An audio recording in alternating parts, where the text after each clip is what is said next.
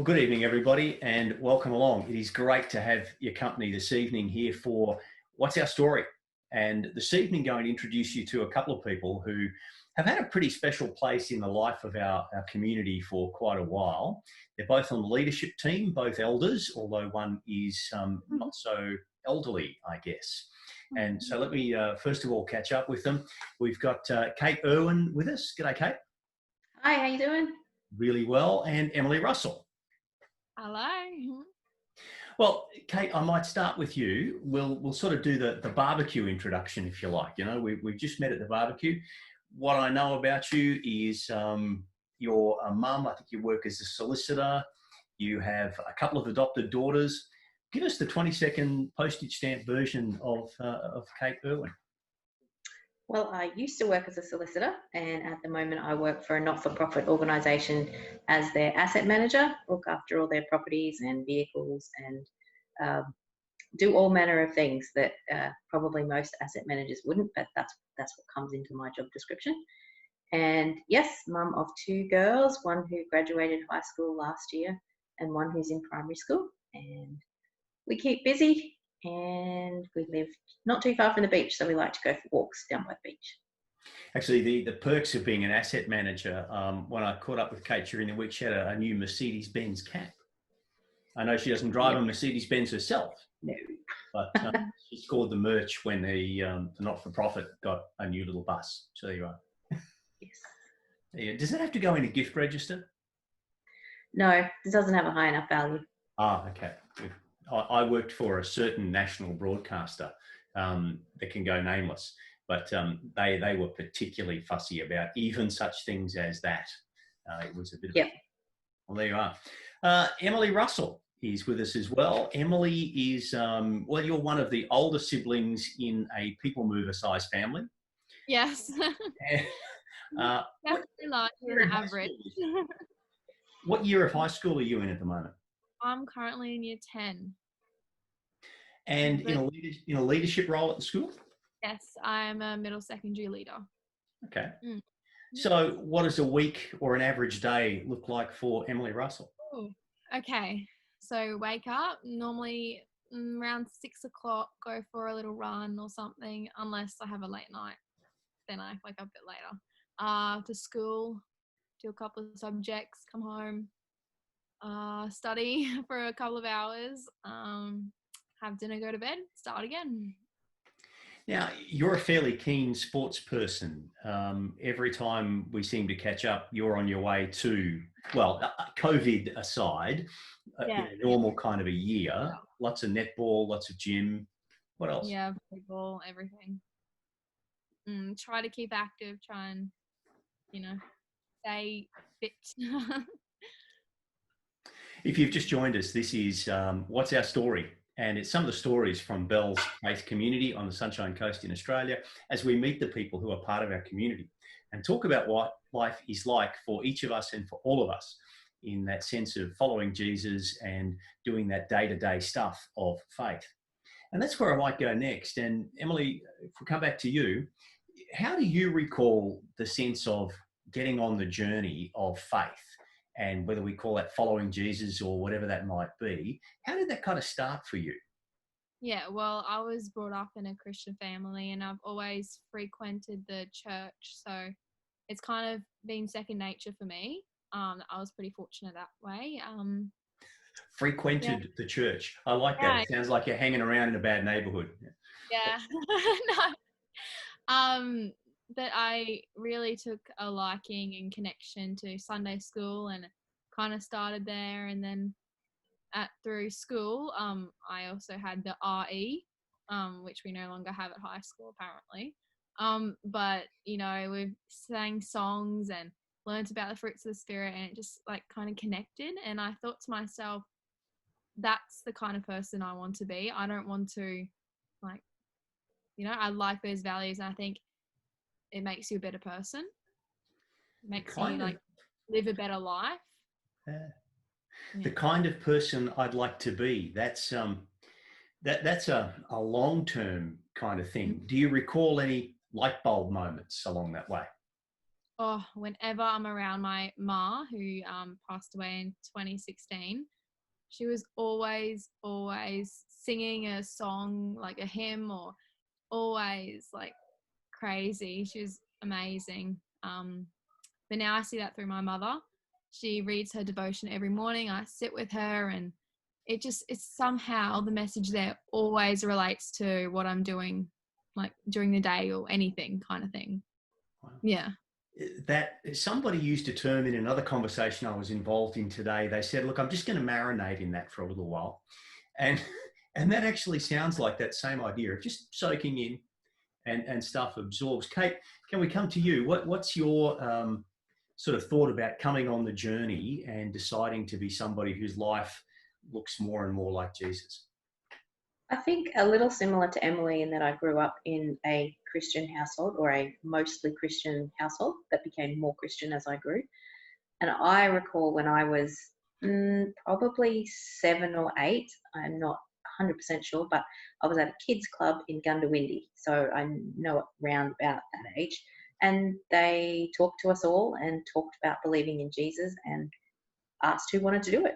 And I was one of those people who wanted to do it. And I remember going with another group of people into one of the other smaller rooms and having a conversation about it and praying about it. And that was really the first sort of decision that I really conscious decision that I wanted to be part of this. I wanted to be part of what was happening, and I wanted God to be part of what was happening. So why are you still there? You know, in the years that have intervened, why today would you say, and I still want to live that way? I think there's probably a few reasons for that. But if you read in the Old Testament, the Old Testament is full of God telling the people to do something to remember, or put up a pile of stones so that you can look back and remember and look back and see God at work. So I've had enough significant moments in my life where I can go, only God, that I look back and can see his guidance. I can see his working in my life or making way in my life for things to happen. And I think once you experience that and see that, it's a very hard thing to then turn your back on. It doesn't mean that you do a great job following all of the time by any means. It doesn't mean you don't ask questions, because I do.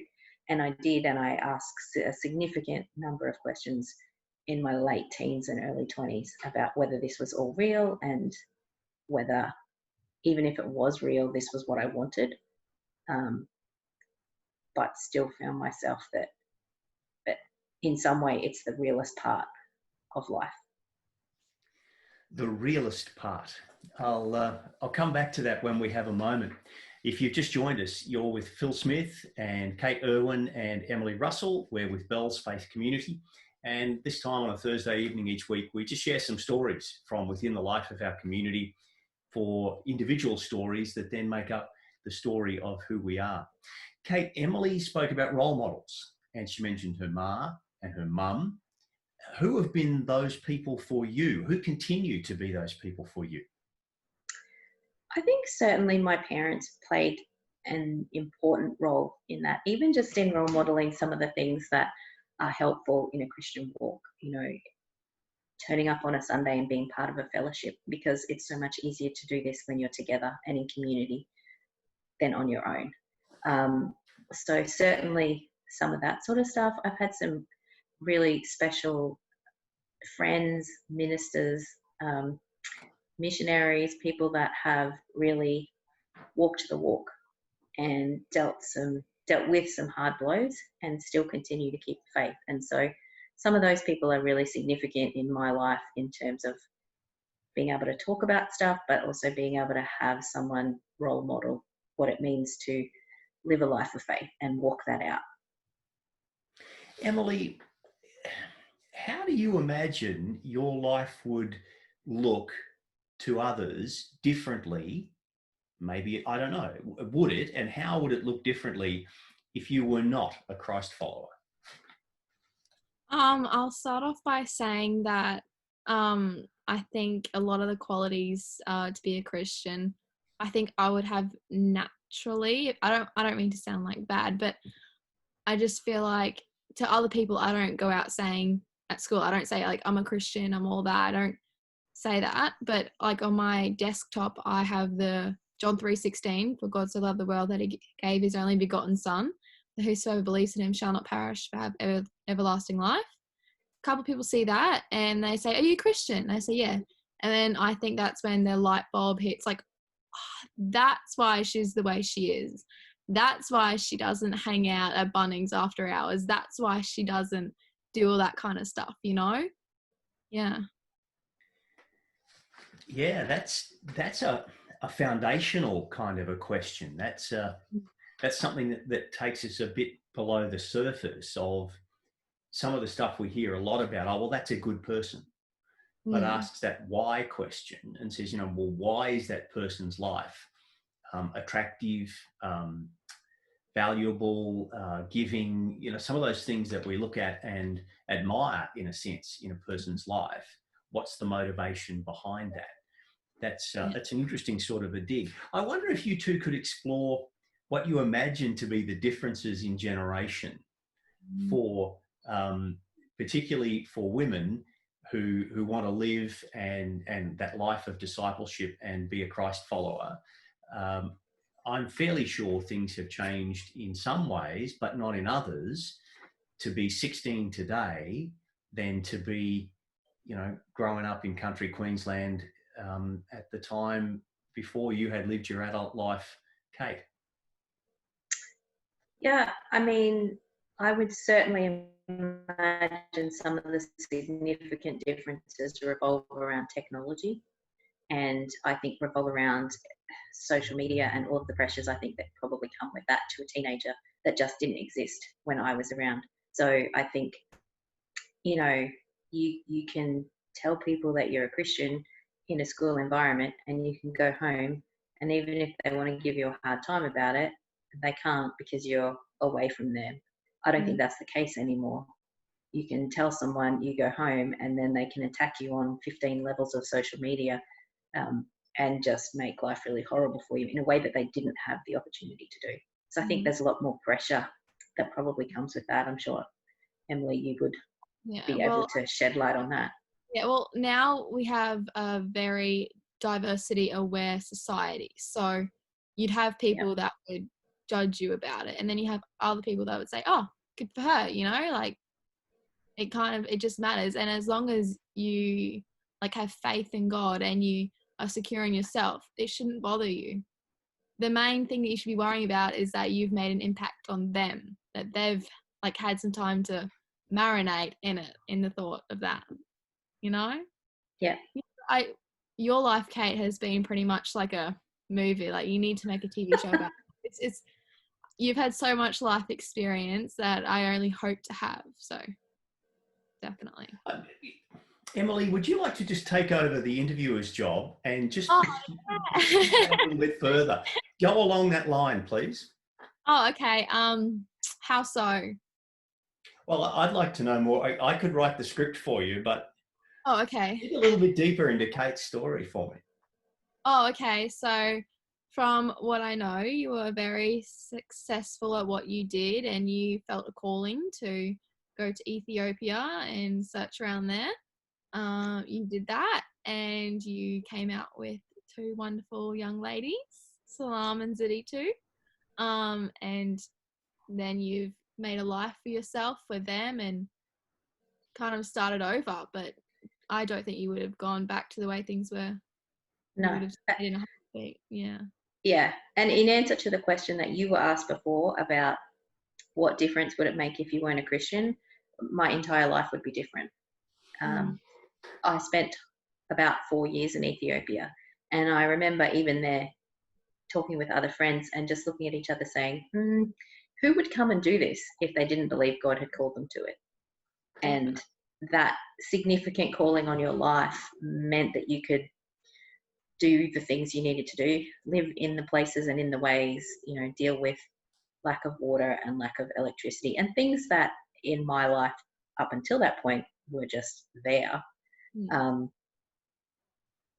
and I would not be a mother of two children because I would never have gone. I would not have given up my career as a lawyer to go and do that. Um, I would probably have found myself working at one of the big firms in the city, and work would have consumed my life pretty much. So I think that, you know, faith has made a significant difference in the direction that my life has taken. Definitely. That's very admirable, because people only think about what you did. They don't even like consider even doing it, you know? I know. I mean, if I were to do that, that'd be a little bit further down, but yeah. No. Oh, you never. Just one word from I think one of the older people in the community, Emily. You have never got any idea what could be just around the corner. Yeah. I think one of the few really wise things John Lennon ever said is life is what happens while you're busy making plans, and I think he was probably halfway right in that. Yeah, well, actually, our school in year 11 and 12, you have the opportunity to go to Cambodia every second year. So I think I'll go do that. Yeah. So you go and you help build houses and toilets and all that. Yeah. So long those as kind of experiences are amazing. Definitely. It's an eye opener. Yeah. Well, so long as I get a postcard, because last time the Irwin crew went back to Ethiopia, I got a postcard. So that's just a thing, Emily.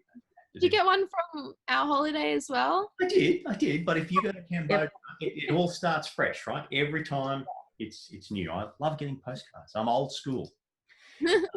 You two are. I had to search high and low for postcards in Ethiopia. They're not common.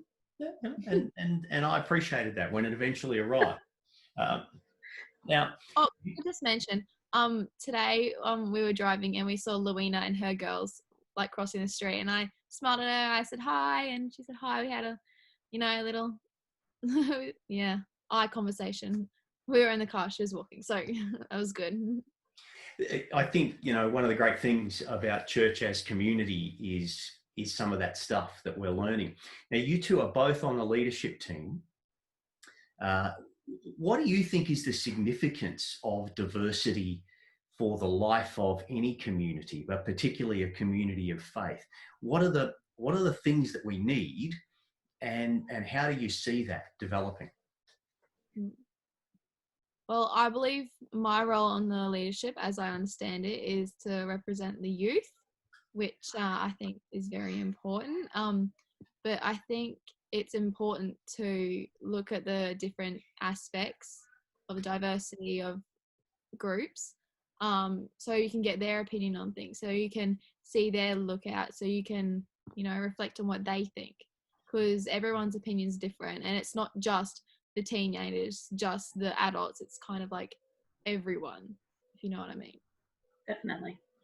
Yep, absolutely. And I think that if the leadership team was made up of me and a whole bunch of other me's that are all the same and we all thought the same, then except for, I guess, being able to spread the workload a little bit between those different me's, you don't get any different ideas.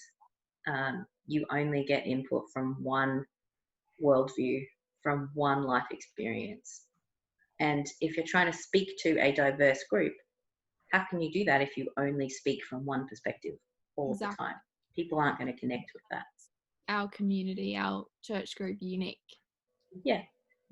So then, how does one encourage people with different gifts that they might not see in themselves to bring those forward and bring those into the life of a community of people? Is that something that in general terms in 21st century Australia, we kind of lack an empowerment and enabling, a welcome that says, hey, bring all your stuff, because it's all part of marinating? I think that my opinion of how the world functions is there's a lot of people out there saying a lot of mean stuff about a lot of people. So when you want someone to come and offer something that probably is uniquely them, it's like they're offering themselves up for the slaughter, is quite possibly how they feel. So I think one of the words that you used right at the start was how do you encourage them? And I think that's a really significant idea, is that you actually have to encourage them, and not to start with by saying, quick, give us your gifts, but hey, you did a great job at that. Really be looking for things that people do well, and acknowledging that, and looking for the positive in people, because I think in this society, so much of what people do is look for where we disagree, look for the negative, look how we can tear people down. So I think it's important first to build people up so that they feel that what they have is worthwhile. It is worthwhile, but they don't necessarily feel that way unless we help them sometimes to do that. I Well, was reading a newspaper article, I think, over the weekend, and they described a deliberate tactic in leadership called hypernegativity. I was quite shocked as this word jumped off the page to me that, in the process of trying to achieve what you want, hypernegativity will just, be a laser focus on what's wrong, instead of, as you say, the encouragement to give courage to another. Yeah. That says, we can grow that. Emily, I'm sorry, I jumped in a bit there, but yeah. Oh, you're fine. Let me just remember. No, well, I think it's so hard for someone that wasn't brought up in a Christian background to then just change, especially someone from my age, goes to high school, goes to all that, is susceptible to all the bad things in the world, like social media, as you said, Kate, but they don't really have anyone coming up to them, telling them what it is, what it's like to be Christian, to have that community, to have that family group.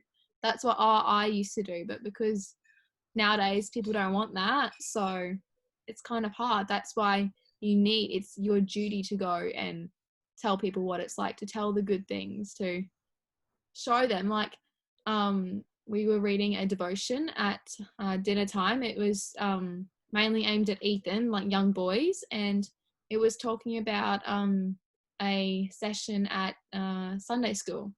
And the lady, Mrs. Mack, said to one of the kids something like, how's your life going, or something, and he said, oh yeah, okay. And then they started talking about God and Jesus and how he's the Father, the best Father, our Abba Father. And he said, well, who wants that? Nobody wants a father. And then Miss Mack said, why? And then he said, well, my father abandoned my mother, my sister, myself, and who wants another person like that? And then she said a little prayer, and she asked God how she was going to answer this. She ended up gathering the words to say that, think of it like your mother. She nurtured you, she fed you, that's like God. But God is also 10 times better than that. Like, he is the one who will always stay by your side, Yeah. And as you say, there's a sense in which this whole idea of celebrating what is good gets lost in the milieu of what's going wrong, and how we be light and salt in that kind of thing. We're sort of headed close towards time, and my guests this evening have been Kate Irwin and Emily Russell from Bell's Faith Community here on the Sunshine Coast. My name is Phil Smith. I want to ask each of you a question just to finish off. There's a lot of language that gets used. I call it Christianese, and we use words that really, when you think about it, go, really, what does that mean? If I said to you, you're each a disciple, people sometimes, orange robes and, dance around the campfire, whatever. What word would you use? How would you describe what it is to be someone who follows Jesus? I think a learner on a journey. Definitely. Well, when I think of a journey as a Christian, it's like the structure of any novel, any narrative that you write. So you have background, the context, then the upbringing to the climax, and that's the eye opener, the pen drop, the mic drop, and then you start your follow as your discipleship. That's what I think. Anyway. And I think, Kate, we can marinate in that for Definitely. quite a while. Thank you both very much. Thanks for your time. Really appreciate it. And look forward to seeing you around and about, and if not before, on Sunday. Thanks for being with us this evening. And we do this every Thursday evening, about 7:30 on the Bells Caloundra Facebook page that you have obviously discovered. And we also stream our worship at 5:30 on Sunday afternoons. And please be with us as we're coming to that point of being able to get people back together again. Get in touch, and you can do that through this site, or you could give me a call on 0414 823 125, and let's touch base. People are most welcome to join a community. We started in Bell Vista and Bells Reach, but Bells actually stands for belonging, eating, listening, learning, and serving. We're looking for those ways to live out a rhythm of what it is to be God's people and to live the way Jesus does. Thanks a lot. Good evening, everyone. Thank you.